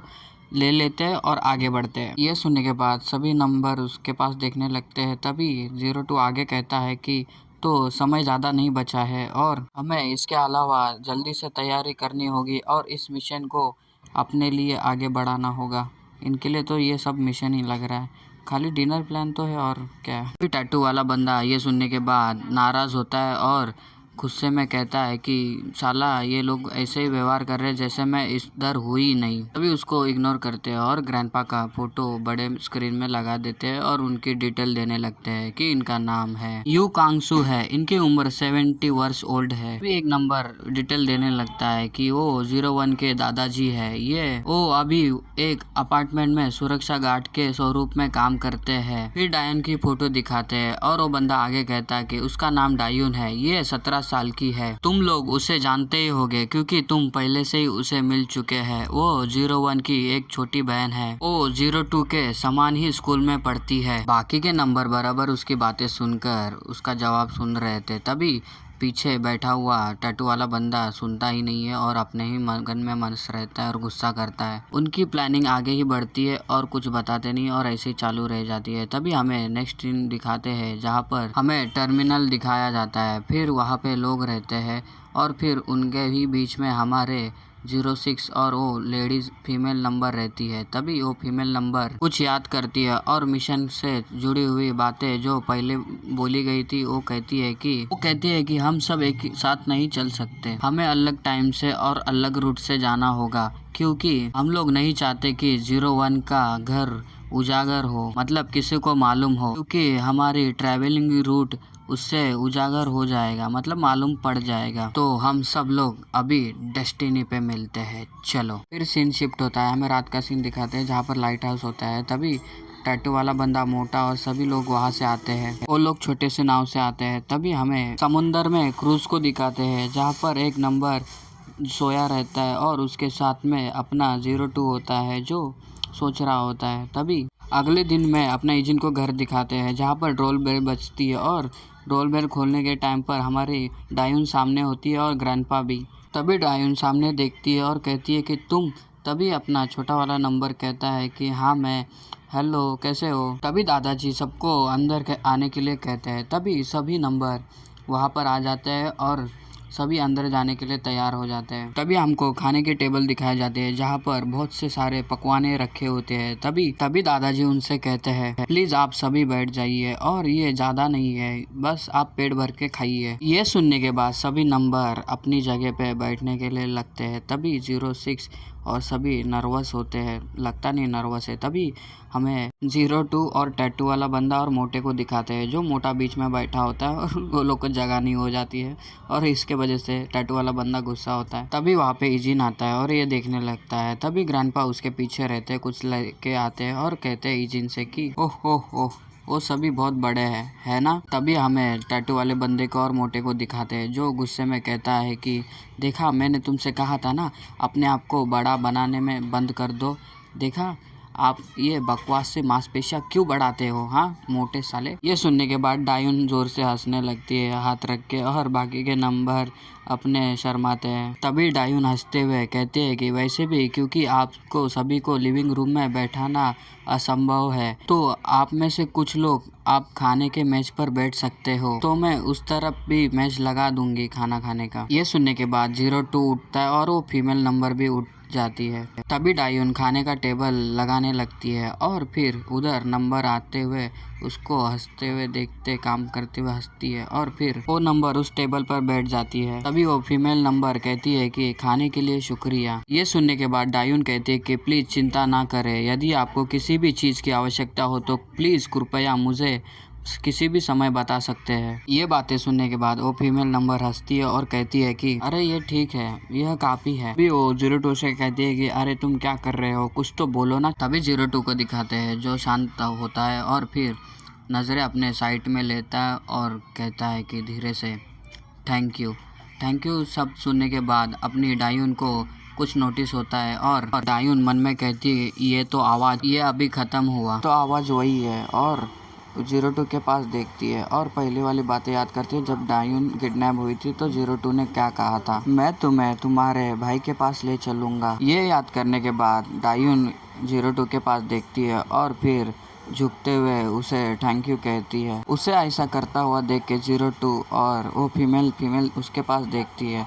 फिर 02 फिर उसके पास देखता है, तभी डायून वहाँ से चले जाती है और ईजिन वहाँ पे आता है और क्या हुआ करके उधर ही खड़ा रहता है। तभी वो फीमेल नंबर कहती है कि है यह सब कुछ अचानक क्या हो गया। ये सुनने के बाद ईजिन अपना बैठता है और कहता है कि उससे यह बिल्कुल वैसा ही है जैसा मैंने आपसे कहा था ना। ग्रैंडपा ने कहा कि वो तुमसे लोग से मिलना चाहता है। ये सुनने के बाद 02 कहता है कि हालांकि मेरे पास आने का कोई चॉइस नहीं था, यह बहुत खतरनाक है। ये सुनने के बाद ईजिन कहता है कि मैं समझ सकता हूँ पर ग्रैंडपा ने ये मुझे जोर दे के कहा, ये बहुत स्ट्रांग विल वाले हैं। ये सुनने के बाद 02 ईजिन के पास देखता है, फिर मोहल अपने ग्रैंडपा के पास जाते हैं और कहता है कि आप लोग सभी खा सकते हैं। तभी मोटे नंबर को दिखाते हैं जो खा रहा होता है, उसको बहुत अच्छा लगता है तो फटाफट खाने लगता है। ये देखने के बाद वो टैटू वाला उसके पास देखता है गुस्से से।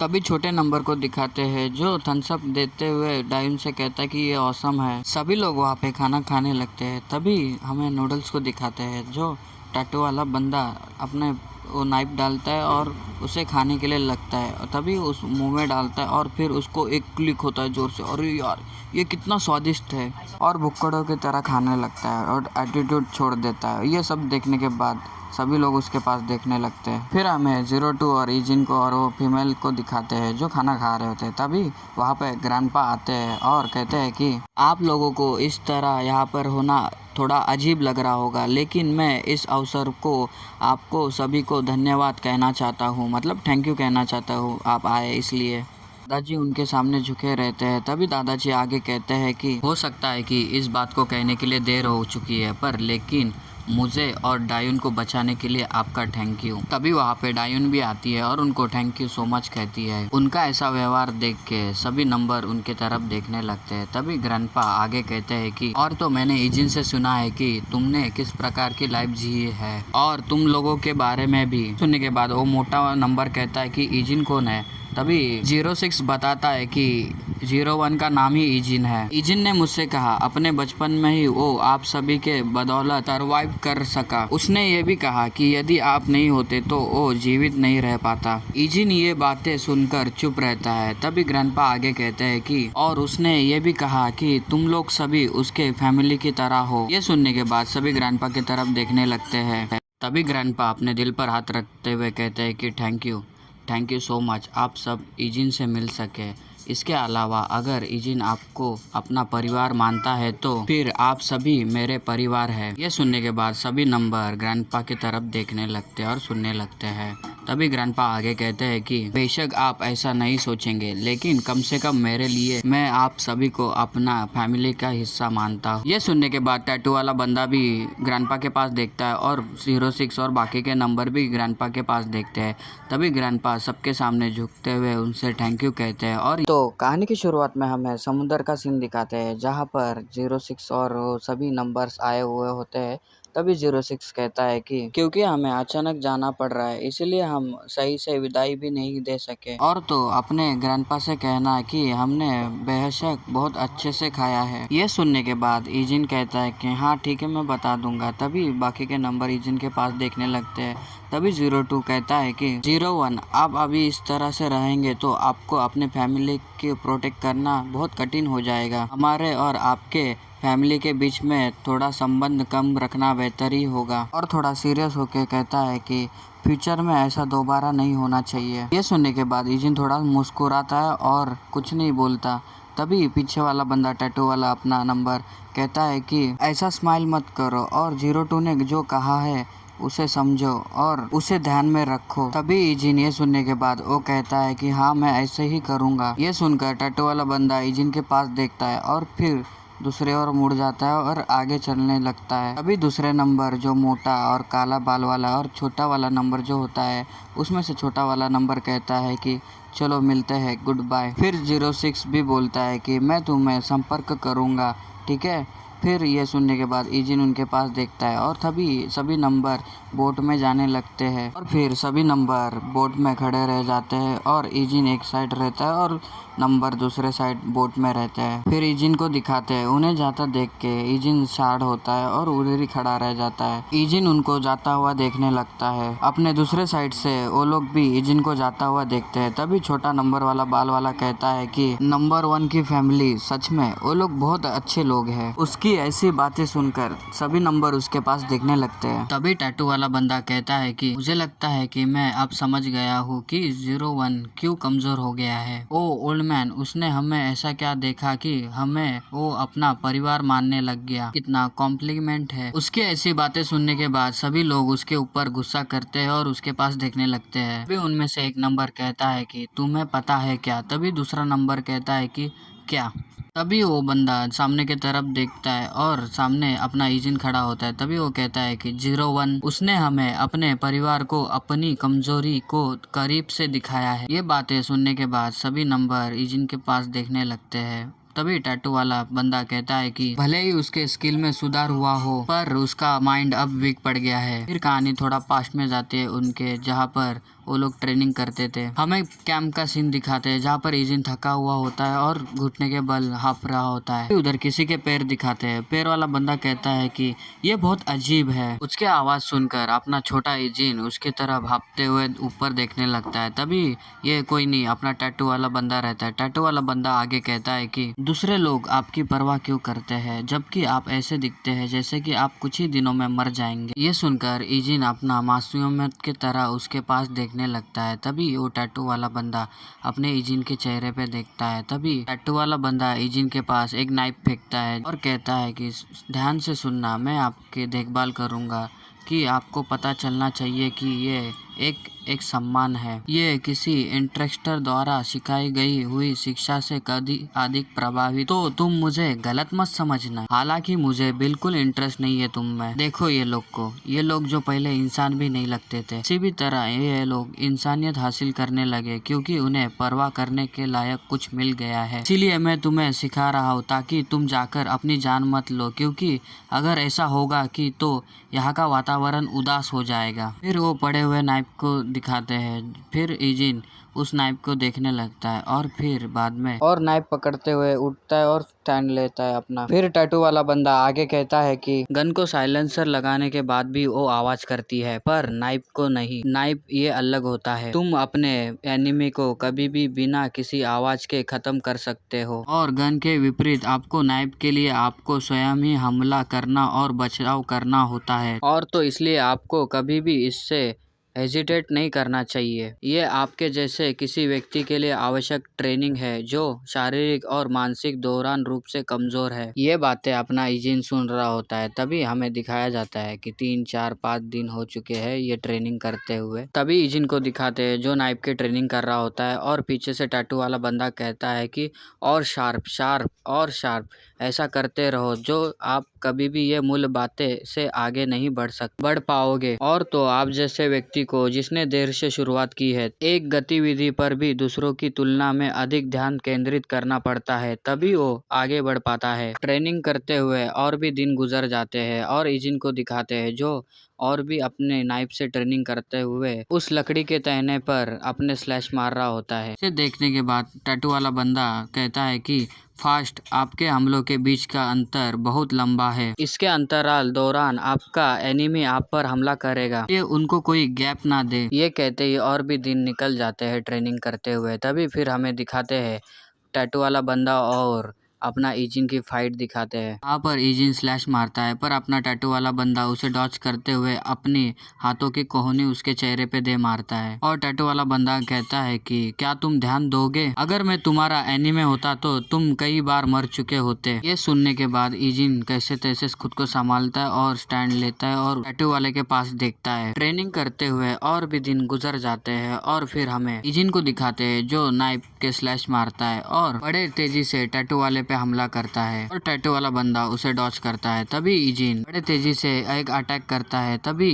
वो टैटू वाला बंदा उससे डॉच कर लेता है और उसके पैरों पे अपने पैर मारता है और जिसके वजह से इजिन सुन्न हो जाता है और फिर थोड़ी देर के बाद नीचे गिर जाता है ग्राउंड पर। अभी टैटू वाला बंदा चिल्लाते हुए उसे कहता है कि तुम केवल नाइफ घुमाते रहोगे और अपने लोअर बॉडी को इग्नोर कर दोगे, इसके साथ तुम फिर से मर जाओगे। फिर टैटू वाला बंदा अपने पास से बाहर आता है और इजिन की तरफ देखता है जहाँ पर इजिन खड़ा रहता है और मन में कहता है कि ये बदमाश जो ऐसा लग रहा था कि किसी भी पल मर सकता है, उनको जाता हुआ देख इजिन अपना वही खड़ा रहता है और फिर थोड़ी देर के बाद वहाँ से चले जाता है अपने बाइक के पास। फिर सीन हमें इजिन का घर दिखाते हैं जहाँ पर इजिन दरवाजे के सामने आया होता है और अंदर चले जाता है और फिर सामने की तरफ देखता है तो सामने की तरफ ग्रैंडपा फर्श पर पोछा मार रहे होते हैं। ये देखकर इजिन ग्रैंडपा से कहता है कि ये मैं करता हूँ। तभी डायून पीछे से कहती है कि हमने सब कुछ काम कर चुका है। तभी ग्रैंडपा इजिन के इधर आते हैं और कहते हैं कि क्या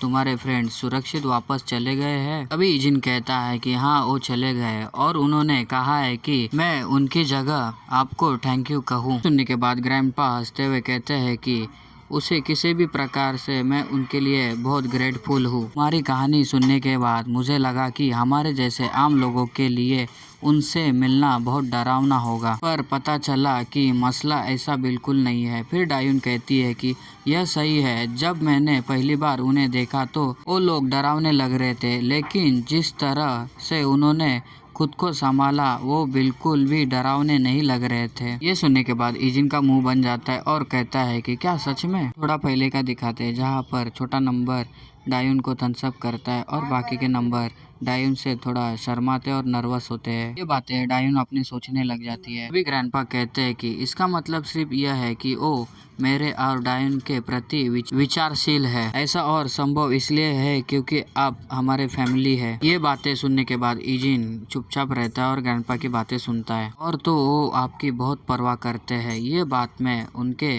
मूवमेंट पर महसूस कर सकता हूँ। और ग्रैंडपा और डायून इजिन के पास देखते हैं। इजिन तभी कहता है कि मुझे खुशी है कि आप उनके बारे में बहुत अच्छा सोचते हैं ग्रैंडपा। तभी ग्रैंडपा कहते हैं कि अरे इजिन हैप्पी बर्थडे बेटा। ये सुनने के बाद इजिन कहता है कि क्या? ग्रैंडपा स्माइल करते हुए कहते हैं कि शायद तुम भूल गए हो, लेकिन आज तुम्हारा बर्थडे है। ये सुनने के बाद इजिन ग्रैंडपा के पास देखता है। हालांकि मैं आपके फ्रेंड के प्रति भी व्यक्ति रूप से आभार व्यक्त करना चाहता था। तुम यहाँ वापस आने के बाद मैं पहला जन्मदिन तुम्हारा यहाँ मनाना चाहता था और तो ये सेलिब्रेशन उन लोगों के साथ मनाना चाहता था जिसे आप अपनी फैमिली मानते हो। ये बातें सुनने के बाद इजिन ग्रैंडपा के पास देखने लगता है। तभी ग्रैंडपा अपने स्माइल करते हैं और इजिन के पास चले जाते हैं और इजिन के कंधों पे हाथ रखते हैं। तभी इजिन ग्रैंडपा को कहता है कि थैंक यू। एक स्टोर का सीन दिखाया जाता है जहाँ पे खाने पीने का सामान रखा हुआ होता है और फिर हमें इजिन को दिखाया जाता है जो कुछ चीज़ खा रहा होता है और उसे बहुत पसंद आया होता है। तभी और भी गैंग बैठी होती है उसके स्कूल फ्रेंड जैसे कि सेवक, सिक्जुक और ली। तभी सब जन खाते हैं और थम्स अप करते हैं। सभी को खाना बहुत पसंद आया होता है। ये देखने के बाद पार्क स्माइल करता है। तभी वहाँ से नूना आती है और कहती है कि पार्क से तुम अपने मम्मी को बता देना कि रोज ये सामान पैक करने की जरूरत नहीं है अपने बच्चे के लिए। तुमको तो पता है ना ये लोग की भूख बहुत ज्यादा है, आप जानते हो ना। ये सुनने के बाद पार्क कहता है कि हाँ मैंने यही कहा था, पर वो ये नहीं मानी ना। तभी पार्क कुछ सोचने लगता है। फिर हमें पार्क के रेस्टोरेंट का सीन दिखाते हैं जहाँ पर उसकी माँ होती है और पार्क कहता है अपनी माँ से कि आपको ऐसा करने की कोई ज़रूरत नहीं है और उन्होंने कहा कि इन्हें लाना अब बंद कर दो और वो लोग आपसे सॉरी कहना चाहते हैं। ये सुनने के बाद उसकी माँ कहती है कि वो तुम्हारे फ्रेंड है और तो उन्हें ये आवश्यकता नहीं है कि सॉरी बोलने की, और तो ये वो लोग नहीं खाते तो ये अलग कहानी होती, लेकिन उन्होंने इसे खा लिया है ना। ये सुनने के बाद पार्क स्माइल करता है और कहता है कि हाँ आपने सही कहा है। पार्क की मम्मी पार्क से कहती है कि यदि तुम नहीं जानते कि इन दिनों तुम बहुत खुश लग रहे हो, इससे पता चल जाता है कि ये सब कुछ तुम्हारे फ्रेंड के वजह से है। ये सुनकर पार्क अपने मम्मी के पास देखता है और फिर उसकी मम्मी थैली में पैक करते हुए कहती है कि मैं इसके अलावा तुम्हारे लिए और कुछ भी नहीं कर सकती बेटा। इन दिनों तुम्हारा चेहरा देखने के बाद मुझे तुम्हारे फ्रेंड के लिए और भी कुछ करने की इच्छा हो जाती है। तभी उस खाने को पार्क की माँ पार्क को देती है और तभी अपना पार्क उस सोच में से वापिस आता है और स्माइल दे के कहता है कि मेरी माँ ने ये कहा कि वो तुम लोग की देखभाल करते हुए बहुत खुश है। ये सुनने के बाद सभी चारों जन पार्क को देखते हैं। तभी यूना स्माइल करते हुए कहती है कि पार्क अपनी माँ को बता देना कि हम लोग उनके बहुत आभारी है। तभी पार्क ये सुनने के बाद सबके सामने कहता है कि हाँ ठीक है। फिर थोड़ी देर के बाद सीन शिफ्ट होता है। हमें पार्क का रेस्टोरेंट दिखाते हैं जहाँ पर पार्क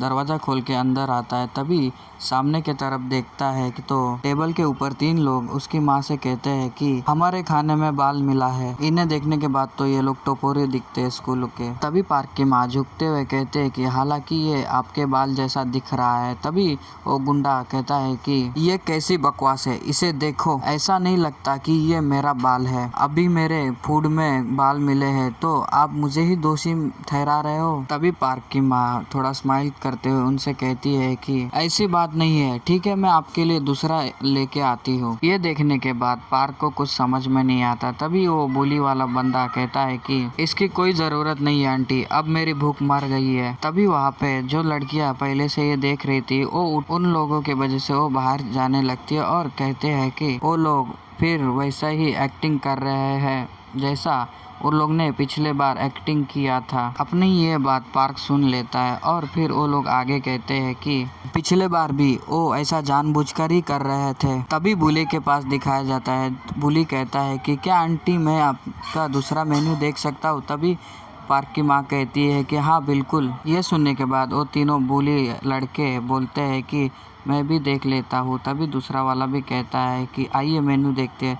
तभी तीसरा वाला कहता है कि पागल कमीनी, और हंसने लगता है। सुनने के बाद पार्क की मम्मी का चेहरा बन जाता है पर वो समझ जाती है कि ये कुछ ना कुछ गड़बड़ है, पर क्या कर सकते हैं, जो अपने को काम जो करना है। ये देखकर पार्क अपनी माँ के पास देखने लगता है और फिर पहले की बातें याद करता है। तो पार्क अपने माँ से कहता है कि क्या माँ आप स्नैक्स बार चलाना कुछ ऐसा काम था जो आप करना चाहती थी। तभी उसकी मम्मी कहती है कि नहीं, ये उसको याद आता है। फिर उसकी मम्मी कहती है कि मैं ये नहीं चाहती थी, बस मैं ये चाहती थी कि तुम्हें अच्छे से पालना। फिर पार्क गुस्से में उनके ओर भागने लगता है और कहता है कि तुम ये क्या बकवास कर रहे हो। और फिर ये आवाज़ सुनने के बाद वो तीनों बुली पार्क की तरफ देखते हैं और फिर उसकी माँ भी देखती है कि पार्क भागे जा रहा है। फिर सीन शिफ्ट होता है। हमें हॉस्पिटल को दिखाया जाता है और फिर हमें सलाइन बॉटल को दिखाया जाता है, किसी को लगी होती है। तुम्हें पता है कि कौन एडमिट होता है। तभी देखते हैं आप पार्क को। पार्क जो बुरी हालत में बेड पे गिरा होता है। तभी उसकी माँ अपना हाथ उसके हाथ पर रखते हुए और फिर रोने लग जाती है और अपने इजिन को दिखाते हैं जो बाहर हॉस्पिटल के बैठा होता है रूम के बाजू में नूना और ली और सेओक बैठे हुए होते हैं। तभी सुकजुक वहाँ पे आके कहता है कि मैंने इस पे गौर किया है। तभी ली गुस्से में उठता है और कहता है कि तो फिर क्या हुआ है। तभी सुकजुक कहता है कि ऐसा लगता है कि जुओंग कश्मीर हाई स्कूल कुछ गुंडे पार्क की माँ के होटल में आके कुछ हंगामा कर रहे थे। जब ये पार्क ने देखा तो वो खुद को रोक नहीं सका और उनकी ओर दौड़ पड़ा। फिर तुम्हें पता ही है कि ये क्या हुआ फिर आगे। ये सुनने के बाद नूना हैरान होती है और कहती है कि तब आप कह रहे हैं कि जब उन्होंने पार्क को पीटा उनकी माँ के सामने। तभी सिकजुक कहता है कि हाँ सही कहा। फिर इजिन को दिखाते हैं जो ये सुन रहा होता है। तभी ये सुनने के बाद ली तो बहुत गुस्सा होता है और सेओक भी बहुत गुस्सा होता है। तभी सुकजुक आगे कहता है कि मैंने ऐसा सुना है कि ये पहली बार उन लोगों का हरकतें ऐसी नहीं थी, उन्होंने ये पहले भी किया था। हालांकि मैंने भी ये सुना है कि तरह तरह के हंगामा कर रहे थे और फूड में कीड़े और बाल डाल रहे थे और खाने का पैसा भी नहीं दिए बिना ही चले जाते थे। तभी ली गुस्से में ये कहता है कि तो क्या ये पूरी तरह से जानबूझकर नहीं किया है, क्या ये सेंस नहीं बनाता, ये फिर एक बार नहीं बल्कि बार बार होगा। ये सुनने के बाद सुकजुक कहता है कि लॉजिकल रूप से इसका कोई मतलब नहीं निकलता, हालांकि इसका कोई सबूत नहीं है। इसके अलावा क्योंकि वो पास के स्कूल के स्टूडेंट थे, यह पार्क की माँ नहीं जानती थी कि यह मामला इतना आगे बढ़ जाएगा, इसलिए उन्होंने उन्हें मनाकर वहाँ से भगा दिया। ये सुनने के बाद सभी लोग सुकजुक के पास देखने लगते हैं। तभी सुकजुक आगे कहता है कि समस्या यह है कि क्योंकि हम एक या दो लोगों पर ही अड़े रहते हैं, इसीलिए अन्य लोग बारी बारी से आते हैं और समस्या पैदा करते हैं। तभी ये सुनने के बाद सेवक गुस्से में आता है और कहता है कि उन बदमाश लोग को पुलिस स्टेशन ले जाया नहीं गया, और तो उसके बाद क्या हुआ। ये सुनने के बाद सुखजुक कहता है कि उन्हें तुरंत पुलिस स्टेशन से रिहा कर दिया गया है। उनमें से किसी के पेरेंट्स वकील है, और तो ऐसा लगता है कि वो पार्क की माँ पर मुकदमा करने की धमकी दे रहे हैं, क्योंकि उनके बच्चे को कई बार उसके फूड में बाल मिलाए और कीड़े मिले थे, इसीलिए उन्होंने इस मामले पे सेटलमेंट करने का प्रयास किया है। ये सुनकर ली और सेवक हैरान हो जाते हैं। तभी सुखजुक कहता है कि पार्क की माँ बहुत क्रोधित हो गई थी। उन्होंने कहा कि वो कभी समझौता नहीं करेगी, भले ही उसे दुकान हमेशा के लिए बंद क्यों ना करना पड़े। पर लेकिन पार्क इस सेटलमेंट को मान गया है। यह सुनने के बाद सभी हैरान हो जाते हैं। तभी ली चिल्लाते हुए कहता है कि ऐसा क्यों है। तभी सुखजुक कहता है कि अगर उसकी माँ की दुकान बंद हो गई तो वो बुरा होगा, उसने यही कहा है। ये सब सुनने के बाद नूना परेशान होती है और ली भी गुस्सा करता है। तभी सेवक भी गुस्सा करता है। तभी अपने हीरो को दिखाते हैं, जो इजिन कहता है कि है सुखजुक, क्या तुम मुझे एक स्कूल यूनिफॉर्म दिला दोगे। सुखजुक सुनने के बाद कहता है कि क्या। तभी अपना इजिन सुखजुक के पास देखता है और ये देखकर वो दोनों भी इजिन के पास देखने लगते हैं, और उसमें से फिर ली कहता है कि मुझे भी चाहिए। तभी सेवक भी कहता है कि हाँ मुझे भी चाहिए, और वो दोनों सुपर सैन जैसे बन जाते हैं। और ये देखकर अपनी नूना इधर उधर देखने लग जाती है उन लोगों को। तभी अपना सुखजुक भी अपने इसके पास देखता है, इजिन के पास, और समझ जाता है कि क्या करने वाला है इजिन। तभी हमें सीन शिफ्ट होता है और अगले दिन पे दिखाया जाता है, और हमें जुयोंग हाई स्कूल को दिखाते हैं। तभी स्कूल को दिखाते हैं जहाँ पर बच्चे लोग अंदर जा रहे होते हैं। तभी एक बच्चा पीछे देखता है और वहाँ पे अपने इजिन की एंट्री होती है मास्क लगाते हुए, और फिर पीछे उसके साइड में सेवक, फिर ली और सिकजुक भी रहते हैं, और बड़ी ही कूल अंदाज में अंदर एंट्री करते हैं, और पार्क का बदला लेने के लिए वो उस कॉलेज में और स्कूल में घुसते हैं। तभी सुखजुक इजिन से कहता है कि इजिन, नॉर्मली मैं तुम्हें रोक देता, लेकिन मैं केवल एक ही कारण था कि मैंने तुम्हारी मदद की, ले तुम इस प्रॉब्लम को सॉल्व कर देते हो, क्योंकि वो उसकी माँ के होटल को फिर से कठिन समय दे सकते हैं। ये सुनने के बाद इजिन अपना सुखजुक के पास देखता है। तभी हमें ली को और सेवक को दिखाते हैं, जो उनके पेट में से गुड़ करके आवाज आता है। उनकी ये आवाज सुन के इजिन और सुखजुक उनके पास देखते हैं। ये आवाज तो सुन के वो भी डर जाते हैं और दोनों कहते हैं कि हाँ। तभी सुखजुक उससे पूछता है कि क्या हुआ है। ली अपना पेट पकड़ते हुए कहता है कि मुझे लगता है मुझे बाथरूम आई है। तभी सेवक भी कहता है कि हाँ मुझे भी लगता है मुझे भी आई है। भी उनके इसमें से फिर से आवाज आती है। ये सुनकर अपना सुखजुक हैरान हो जाता है और दोनों की हालत खराब हो जाती है। ऐसा लग रहा है पैंट में ही कर दिया है भाई लोग ने। ये बकचोदी देख के अपना इजिन और सुखजुक उन लोग के पास देखते हैं। तभी अपना ली हाथ ऊपर करते हुए कहता है कि रुको जरा, मैं बाथरूम जाके आता हूँ। तभी ली अपना पीछे हाथ लगाते हुए कहता है कि भाई बाहर आ रहा है। तभी सेवक भी अपना पेट पकड़ते हुए भागने लगता है, और फिर दोनों कैसे वैसे वहां से जाने लगते हैं और बाथरूम ढूंढ रहे होते हैं। ये बकचोदी देख के इजिन और सुखजुक उन लोग के पास देखता है। तभी सुखजुक इजिन के पास देखता है और कहता है कि क्या लगता है पहले वो बाथरूम पहुंच जाएंगे या टट्टी निकल जाएगी। भी इजिन कहता है कि ज्यादा लोग ने इंटरफेयर कर लिया था, छोड़ देना, हम इससे एक्सपोज हो सकते हैं। अब जब हमने अपने टारगेट का लोकेशन जान लिया है तो तुम इसे जल्दी से हल कर सकते हो और फिर जल्दी से निकल सकते हो। तभी ये सुन के सुखजुक अपना मुंह बनाता है और कहता है कि तो इसलिए तुमने उन्हें दोनों को एनी में दवा खिलाई थी। राइटर ने इस दवा के बारे में बताया होता है जिससे इससे तुम अपना पेट खाली कर सकते हो। तभी सुखजुक की बातें सुनकर इजिन कहता है कि हाँ। तभी सुखजुक आगे कहता है मुझे लगता है कि हमें इसके बारे में बात करनी चाहिए थी। तभी इजिन कहता है कि वो दोनों बहुत एक्साइटेड थे इस मिशन के लिए, वो ये मिशन मिस नहीं करना चाहते थे। अभी बातें कल के दिखाते हैं जहाँ पर दोनों एक्साइटेड होके कहते हैं कि मैं भी आऊंगा और मैं भी आऊंगा। ये बातें सुनकर सुखजुक कहता है कि ठीक है चलो, मैं इसे तुम्हारे लिए इस मेडिसिन को सीक्रेट रखूंगा। ये सुनने के बाद इजिन अपने सुखजुक के पास देखता है और कहता है कि